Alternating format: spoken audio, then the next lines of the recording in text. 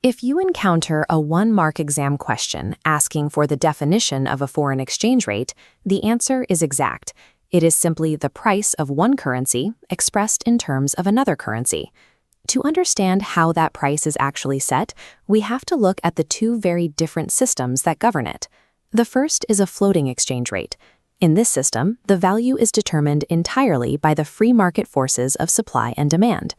The second is a fixed exchange rate.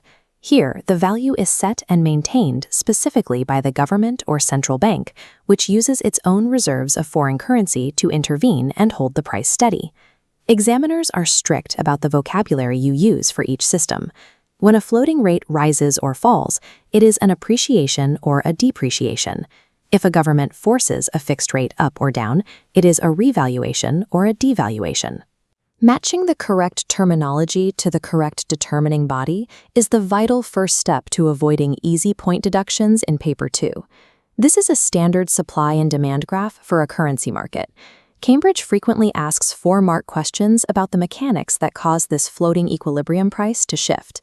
A major cause of an appreciation is an increase in a country's exports. When foreign buyers purchase domestic goods, they have to buy the domestic currency to pay for them, forcing international demand up. Central banks can also cause an appreciation by raising domestic interest rates. This attracts foreign savers seeking higher returns on their deposits, creating a sudden flow of hot money that rapidly increases demand for the currency. Fluctuation also comes from the supply side. If domestic incomes fall, citizens buy fewer foreign imports.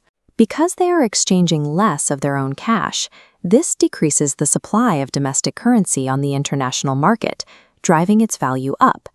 Whenever you are tasked with explaining why a currency appreciates, you must explicitly prove either an increase in international demand for the currency or a decrease in its international supply. Now we apply those mechanics to a 6-mark question, analyzing how a currency depreciation might reduce a current account deficit. A currency depreciation triggers an immediate, unchangeable price effect. It makes the country's exports cheaper for foreign buyers and its imports more expensive for domestic consumers. But before we conclude that cheaper exports will fix a deficit, stop. What critical economic concept determines if cheaper exports will actually result in higher total export revenue? The examiner's test here is price elasticity of demand.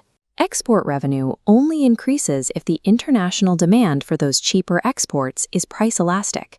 If demand is inelastic, lowering the price loses revenue. You must apply that exact same logic to imports. Total import expenditure will only fall if the domestic demand for those newly expensive foreign goods is also price elastic. Simply stating that a depreciation fixes a current account deficit will not earn full marks. You have to argue that the fix relies on the combined price elasticity of demand for exports and imports being highly elastic. This balancing scale represents the ultimate 8-mark challenge, discussing whether an appreciation of a domestic currency will have purely negative effects on an economy. The negative argument focuses on trade.